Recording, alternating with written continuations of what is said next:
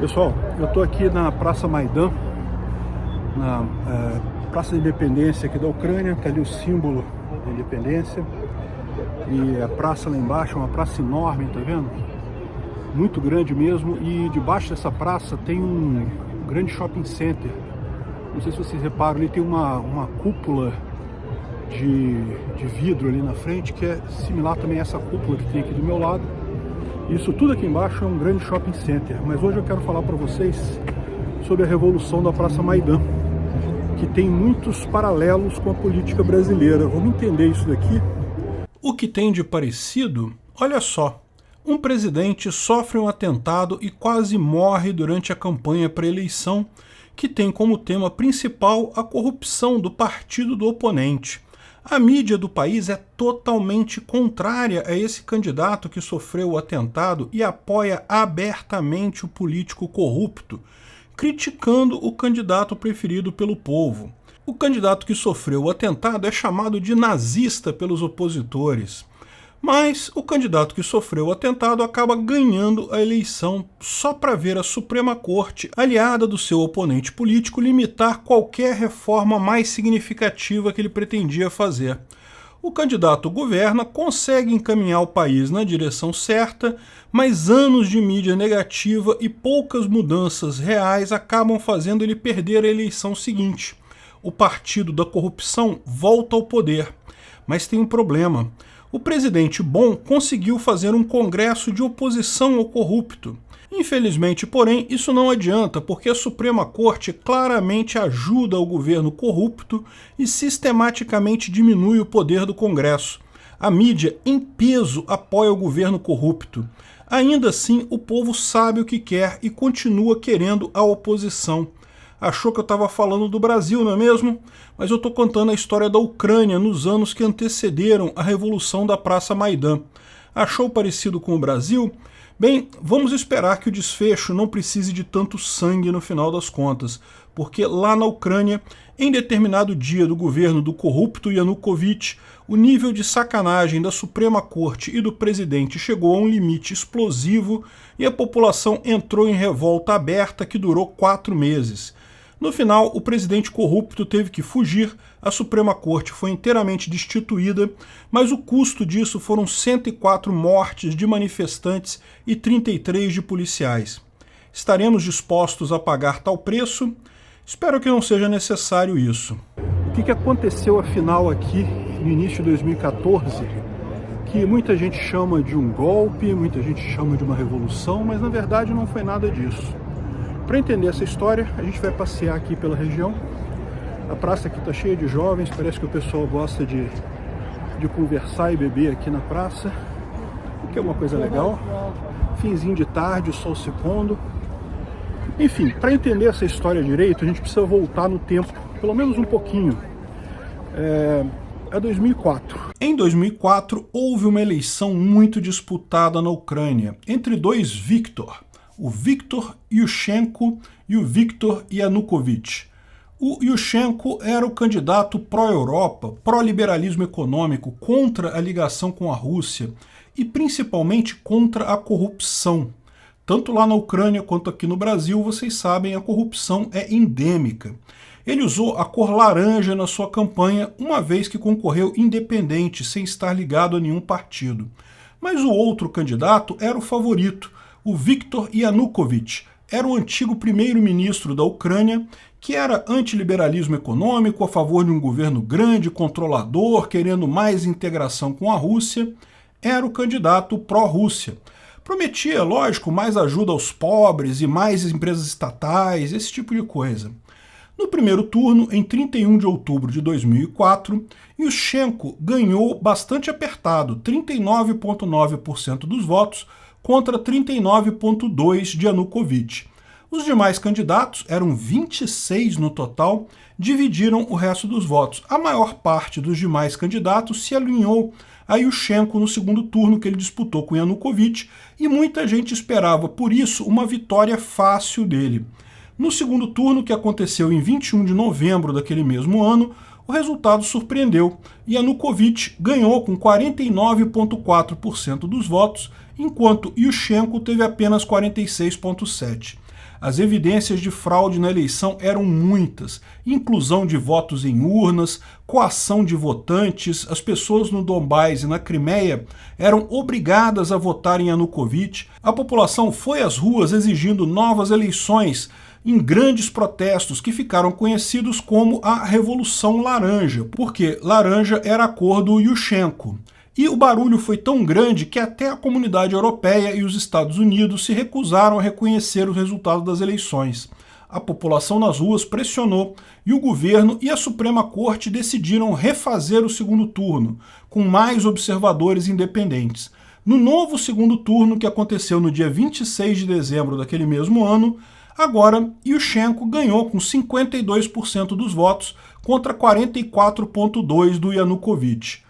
Putin, lógico, não gostou do resultado, acusou o Ocidente de estar manipulando a situação, mas o peso central foi mesmo da população ucraniana, que se revoltou em larga escala. A Revolução Laranja levou a protestos a várias cidades na Ucrânia e até no exterior. Yushchenko tomou posse em 2005. Mas você reparou que nas fotos mais antigas ele tem o rosto lisinho e nas fotos mais novas o rosto dele está todo cheio de marcas? Pois é, brigar contra Putin costuma não fazer bem para a saúde. Yushchenko tem o condão de ter se levantado primeiro contra a Rússia, se declarado pró-liberalismo e pró-Europa. Sofreu as consequências de uma intoxicação com TCDD, uma droga sintética que ele teria ingerido em uma reunião com generais ucranianos e que quase o matou. Ele acabou sobrevivendo a muito custo, com o rosto todo marcado pelo ataque. De qualquer forma, com a decisão da Suprema Corte ucraniana, ele foi empossado presidente em 2005. Apesar das boas intenções, infelizmente, Yushchenko teve muitas dificuldades em seu governo. Ele não conseguiu a entrada da Ucrânia na União Europeia, nem muitas ações liberalizantes, principalmente devido à oposição da Suprema Corte, que tinha, adivinha, sido toda indicada em governos pró-Rússia. Mas conseguiu fazer algumas reformas. O governo aprovou uma reforma constitucional que dava mais poderes para o primeiro-ministro, tirando poderes do próprio Yushchenko, mas melhorando a relação do executivo com o Congresso. Também aprovou muitas leis contra a corrupção. No final, porém, devido à resistência de parte significativa do governo, não conseguiu fazer tantas reformas assim, deixou a entrada na Comunidade Europeia encaminhada, mas não conseguiu concretizar. Em 2010, houveram novas eleições na Ucrânia. Novamente, o candidato pró-Rússia era o Viktor Yanukovych. Dessa vez, ele concorreu contra a candidata pró-Europa Yulia Tymoshenko, antiga primeira-ministra de Yushchenko. Da mesma forma, haviam outros candidatos no primeiro turno. Yanukovych teve 35% dos votos e Tymoshenko 25%. Mas teve vários outros candidatos pró-Europa e pró-Rússia. E se somarmos todos os votos pró-Europa no primeiro turno, Tymoshenko deveria ganhar com larga folga. No entanto, o resultado do segundo turno deu a vitória a Yanukovych, com 49% dos votos contra 46% para Tymoshenko. Novamente teve muita acusação de fraudes e desconfiança, mas dessa vez a Suprema Corte ucraniana validou o resultado. Yanukovych assumiu a presidência, mas tinha um porém. O Congresso era todo pró-Europa. Lembra que Yushchenko aprovou uma reforma que dava mais poder ao Congresso? Pois é, logo após a eleição de Yanukovych, como esse não conseguia governar com um Congresso de oposição, a Suprema Corte, que era plenamente pró-Rússia, declarou a reforma inconstitucional, voltou o poder todo para o Yanukovych. Isso revoltou os ucranianos, mas Yanukovych conseguiu contornar a situação prometendo a continuidade dos acordos feitos por Yushchenko para a entrada da Ucrânia na Comunidade Europeia. Embora tenha prometido isso, Yanukovych foi enrolando e protelando esses acordos, até que, em 2013, o Congresso aprovou um tratado de livre comércio e associação política com a Europa, que era visto como um primeiro passo para a entrada na Comunidade Europeia da Ucrânia. Aí, Yanukovych não teve alternativa. Ele declarou que desistiu de assinar com a Comunidade Europeia e iria assinar um acordo muito mais vantajoso com a Rússia. Isso revoltou os ucranianos, porque o contrato comercial com a Rússia anulava anos de tentativa de separação e independência, bem como matava o sonho de uma Ucrânia na Comunidade Europeia. Isso gerou uma grande revolta. Os protestos, que foram os protestos da dignidade ou os protestos da Praça Maidan, começaram tímidos ainda em novembro de 2013, mas em dezembro já eram protestos enormes. E no ano seguinte, no iniciozinho de 2014, a coisa realmente ficou feia. A gente está passando aqui na ponte em cima da rua. Essa rua aqui é onde aconteceu a parte mais trágica da Revolução Maidan, tá? Dos eventos de 2014. Então tá vendo aqui essa rua que vai lá para os prédios do governo. Os prédios do governo ficam lá em cima e a Praça Maidan em si fica ali embaixo. A Praça Maidan estava lotada de gente e quando os manifestantes subiram essa rua é que houve o confronto com a polícia e que houve muitas mortes, mais de 100 mortes aqui nessa revolução. E ali, ó, se vocês verem ali, tem o memorial das vítimas, né? Tem o retrato das pessoas que morreram na revolução aqui.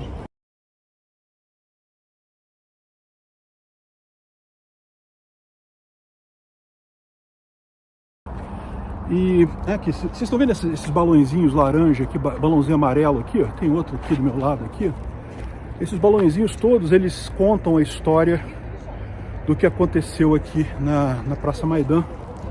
Então tem um monte deles por aqui, justamente explicando os eventos que transcorreram naqueles poucos dias que acabaram sendo decisivos, né? Isso aqui que a gente está passando aqui é um centro de artes. Então tá cheio de gente aqui. O pessoal deve estar participando de algum evento aqui. Enfim, em 2010, então, com muita suspeita de fraude, o Yanukovych ganhou. E ganhou numa situação parecida com o que a gente está vivendo agora no Brasil. Suspeita de fraude, mas o STF dessa vez não quis dar trela para as acusações de corrupção, de interferência na eleição. Ao contrário, não só colocou o Yanukovych no poder, como anulou todas as reformas que tinham sido feitas em 2004. Então lembra, leis contra a corrupção, bandidos que tinham sido presos, aqui tá vendo mais um monte de balãozinho amarelo aqui contando. É que esse balãozinho tá tudo em ucraniano, eu não consigo ler. Eu poderia até traduzir com o Google Translator, mas... Enfim, vamos fazer um negócio mais rápido, né? Então, quando chegou em 2010, houve essa grande reversão. Uma eleição suspeita, o STF apoiando o candidato ladrão, e o candidato ladrão que tinha sido proibido de assumir em 2004, acabou assumindo em 2010, e todas as reformas, todas as coisas feitas na Constituição, na lei, foram apagadas pela Suprema Corte daqui, justamente numa de que, não, olha só, lá atrás a gente foi contra a corrupção e coisa e tal, mas agora eu não quero nem saber, vai ser o nosso cara mesmo, nosso cara corrupto mesmo e coisa e tal. Familiar, não é não? Enfim, teve protestos com a eleição do Yanukovych aqui, mas não tinha muito o que dizer. Não tinha, como toda eleição, você não tem como evidenciar eventual fraude, é muito difícil evidenciar fraude, e no final das contas, o cara assumiu. Mas ele assumiu numa situação que, olha só, de novo, parecido com o que a gente vive no Brasil. Ele, que é pró-Rússia, tinha presidência, mas o Congresso, a Verovna Rada, que é o nome do parlamento aqui, era de maioria pró-Europa, né? Ou seja, o Yanukovych é pró-Rússia, mas ele ia governar com um parlamento pró-Europa. E daí ele teve que fazer um monte de acordo, teve que se virar com o Arthur Lira deles aqui, e desse meio termo surgiu um compromisso de se associar à Comunidade Europeia, um acordo que já vinha sendo tratado já há algum tempo pelo antecessor dele, né? Então o antecessor já tinha negociado essa entrada da Ucrânia na Europa e tá vendo aqui, em todo canto você tem as homenagens aqui aos mortos na Revolução aqui nessa região.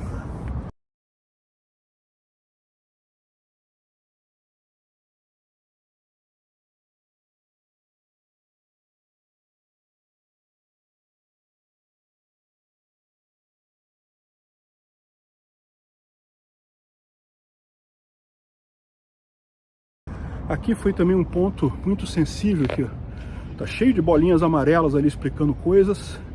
Aqui, essa região, esse terreno baldio que tem aqui, na verdade, eles estão planejando fazer um grande museu em homenagem aos acontecimentos do dia 14, lá de 2014.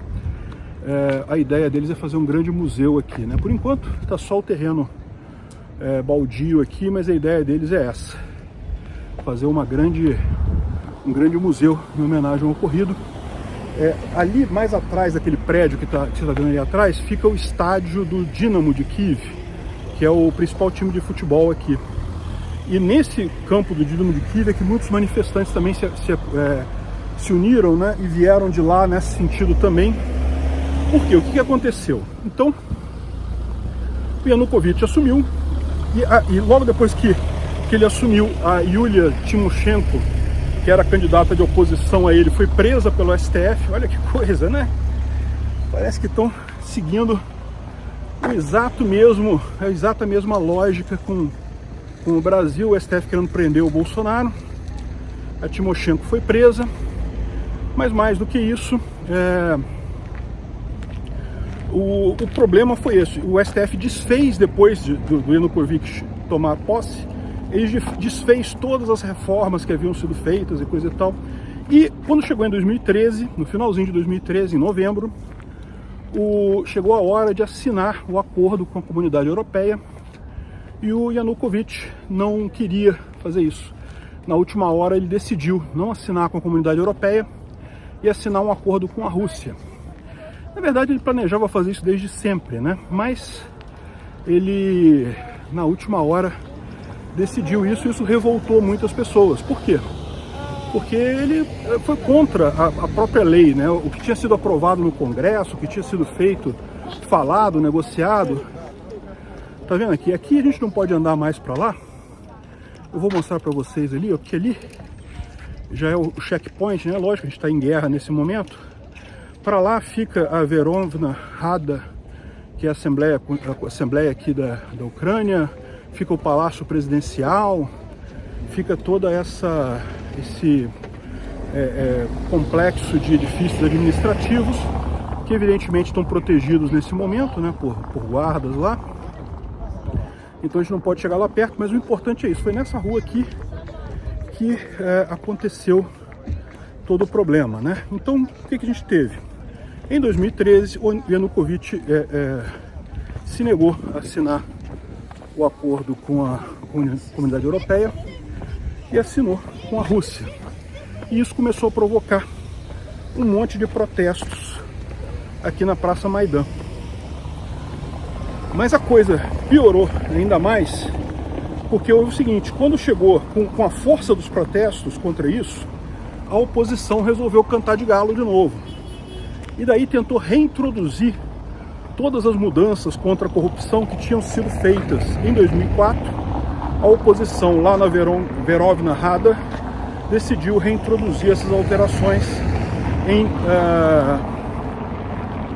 no final de 2013, início de 2014. Só que aí o STF brigou com o parlamento. O STF daqui, né, a Suprema Corte daqui, que claramente era favorável ao Yanukovych, coisa e tal, decidiu que não podia mudar, não podia voltar ao que era antes.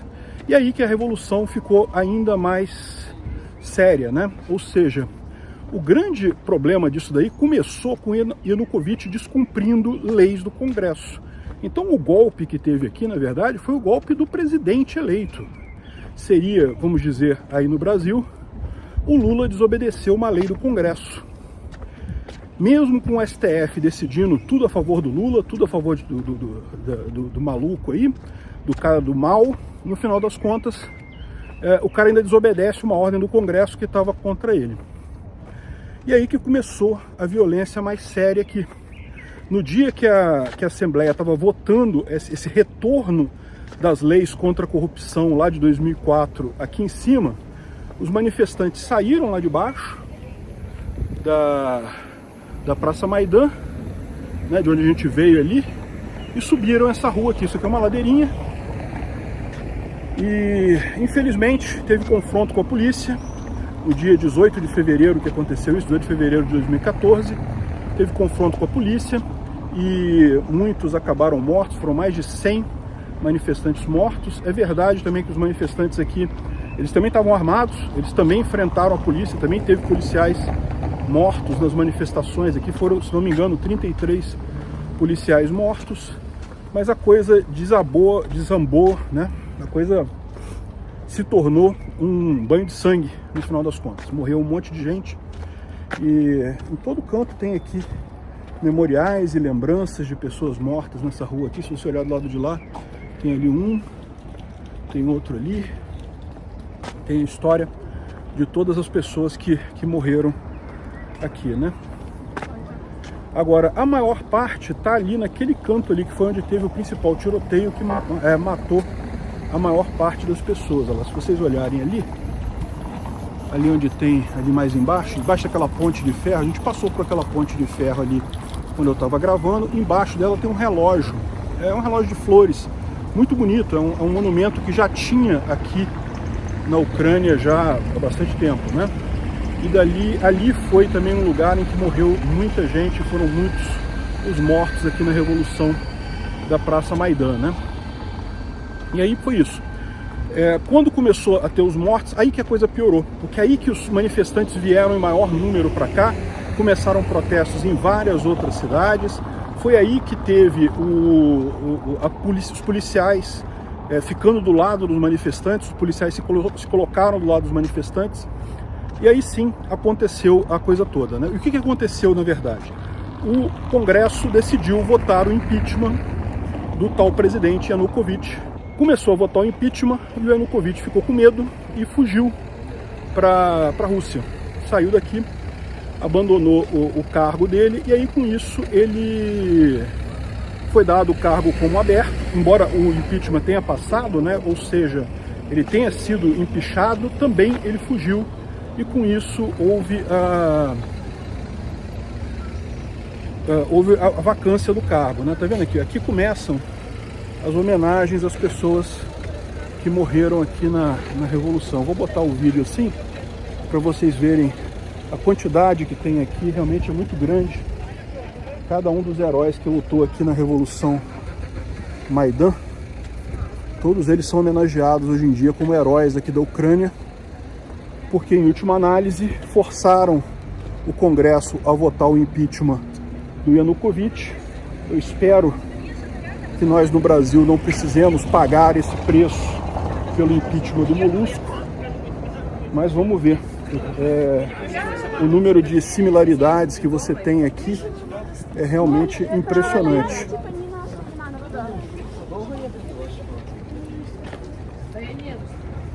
Pessoal voltando da escola aí. Bom, o número de similaridades que você vê aqui com o Brasil realmente é impressionante. Tá vendo? Aqui tem toda a lista de todos os heróis aqui da Praça Maidan. Se você olhar nesse ponto aqui,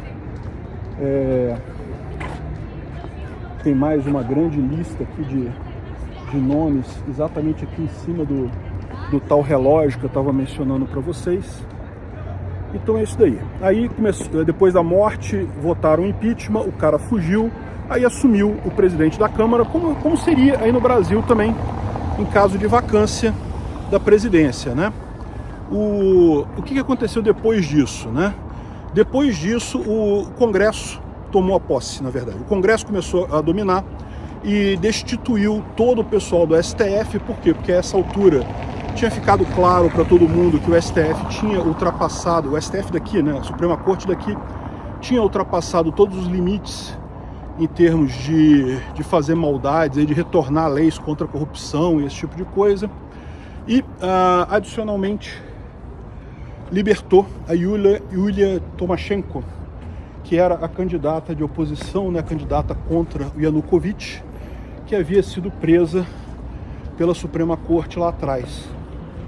Então, o Congresso, que resolveu, diante de tanta calamidade, tomar as rédeas, e assim foi feito. E assim que a Ucrânia conseguiu a liberdade dela da Rússia, né? É lógico, o Putin, que apoiava abertamente o Yanukovych, não gostou da coisa, e daí começou as revoltas tentando tomar Crimeia e Donetsk e Luhansk, coisa e tal. Teve também uma tentativa dele de fazer um golpe em Odessa, que deu errado. E aquele negócio, mas esses golpes, essas supostas, entre aspas, aqui, tá vendo? Aqui tem a explicação de todos os eventos daqueles dias, né? Foram vários dias. Aqui tem mais um monte de homenagens aos heróis aqui do Maidan. Enfim, essa praça ficou marcada por esse evento, né? E aí o Putin ficou chateado, considerou isso um golpe de Estado, mas não foi. O Yanukovych fugiu, ele foi votado fora pelo Congresso. Impeachment funciona assim. Já aconteceu com o Collor, já aconteceu com a Dilma, e muito em breve vai acontecer com o Molusco, eu tenho certeza disso. E aí a grande questão é essa: será que a gente vai precisar de tanto sangue no Brasil para conseguir de fato reverter esse absurdo, essa coisa do governo, dessa elite aristocrática governista que quer se manter no poder, não interessa muito em quem que o povo está votando, não interessa o que o povo quer, o que interessa só o que o governo quer? Bem, vocês estão vendo, aqui na Ucrânia não está sendo fácil. Eles têm uma situação muito mais complexa que a nossa. Eles têm a Rússia aqui do lado, que é um problema enorme. E essa guerra que começou em 2014 dura até esse momento. E eu tenho certeza que a Ucrânia vai sair vitoriosa disso daqui, mas vai custar um bocado de esforço. Eu espero que a gente consiga se livrar dessa turma do mal nossa, sem precisar desprender tanto sangue.